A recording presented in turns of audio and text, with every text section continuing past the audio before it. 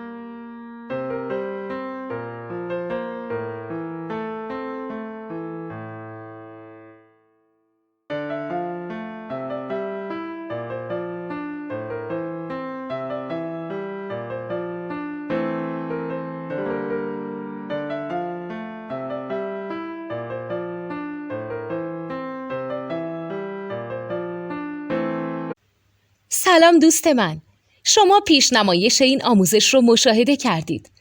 برای دیدن آموزش به صورت کامل میتونید به وبسایت نوت2 که مرجع آموزش موسیقی هست مراجعه کنید.